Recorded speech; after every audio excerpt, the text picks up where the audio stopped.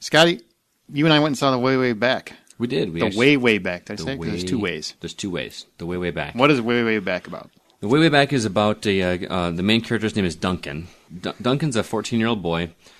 He and his sister are spending the summer with their divorced mother, played by Toni Collette, and her arrogant boyfriend, played by Steve Carell.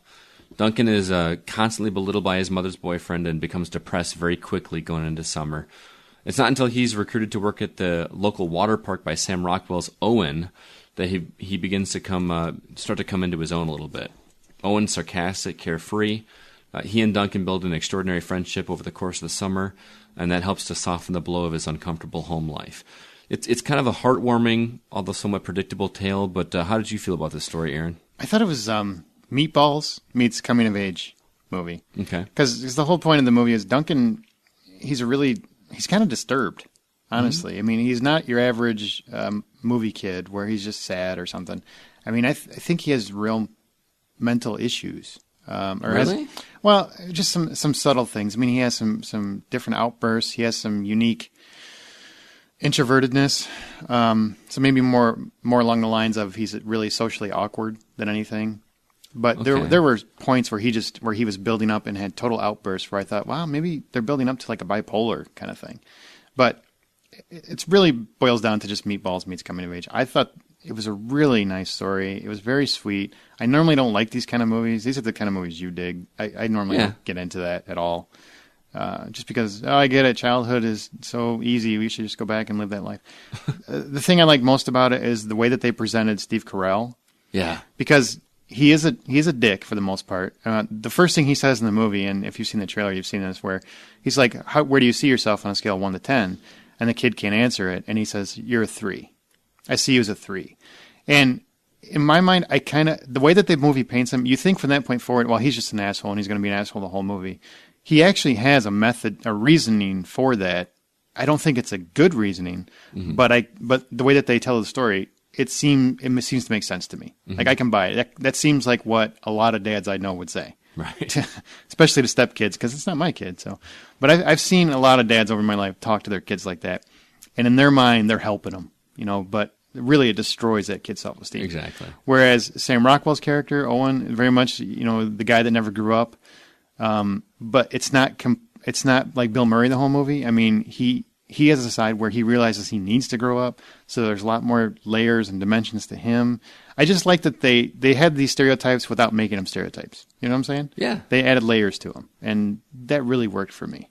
And I felt that they didn't always go the easy route as far as story goes. Mm-hmm. They seemed to kind of go some different directions, although the overall story of the film was pretty much predictable. I think you could pretty much see how it was. Yeah, you see where it's going to go, but it still took some interesting turns along the way that made it interesting and made it not just the same old thing. Now, who was your favorite? Because there's a lot of good performances in the movie. Who was your favorite? I mean, you've got Duncan, who was Liam James, the girl that played Susanna. She was great. The young love of his, or mm-hmm. the girl that he falls for. Steve Carell and Sam Rockwell. I mean, there's a lot of really good actors. I mean, Toni Collette's good too, but those are the big ones. Sam Rockwell's the easy answer just because he's so entertaining, and he's becoming one of my favorite underdog actors because he's in a lot of movies that nobody's ever heard of, and I think this might be one of them. He's the best thing in most of those movies. Too. Really, he really is. One of the ones that I really enjoyed that maybe some people won't as much as I did, Allison Janney as the alcoholic neighbor. She was pretty funny. Was great. She was so entertaining. She was funny, totally carefree, didn't give a rat's ass what was going on. All she wanted to do was drink and have a good time. But she said she had some of the best one-liners in that. Toni Collette, she really was believable as a mother, kind of torn between her son's happiness and this asshole guy that she's trying to make a meaningful relationship with. And you could see the turmoil in there and how that whole story goes out is actually pretty interesting. But and Steve Carell, you're so used to seeing him play the goofy guy in stuff like The Office and all these goofy comedies, but he really nailed this role because at no point do you feel like you're seeing the guy from The Office. You never see that. You never see Michael Scott. You see this completely different guy. It's a character I've never seen him play. For real. And I really thought it was going to be one note. Because just based on the trailer, I thought it was really going to be a one-note character. And it really wasn't. You said it best. He had a lot of layers to him. He did. I mean, even though he's an asshole I get where he's coming from.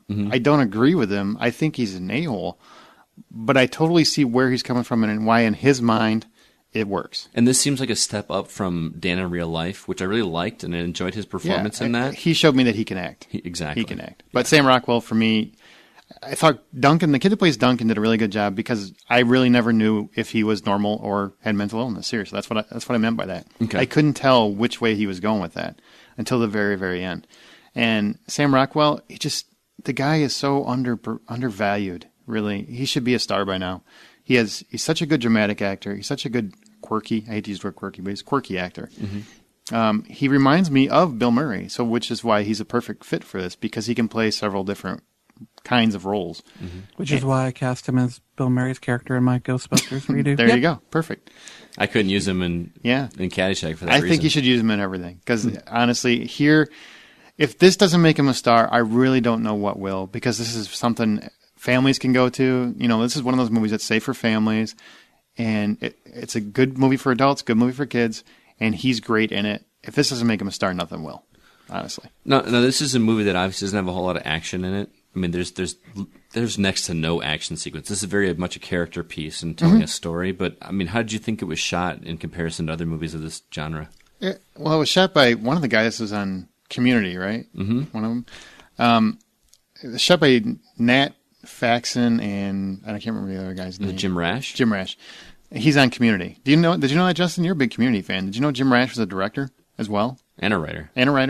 And absolutely. Oh, well, that's cool. Well, they did the Descendants too. They wrote that, but the movie's told very statically. I mean, it's a very simply shot movie. There's nothing creative in terms of that, but the way that when you do these kind of movies, you have to have a director who knows when to cut it. When do you move on to the next scene? And if you don't do it at the right time, that's when I stop liking those kind of movies, because they just drag the fuck on. Yep. Kind of like I'm doing in this review right now, and.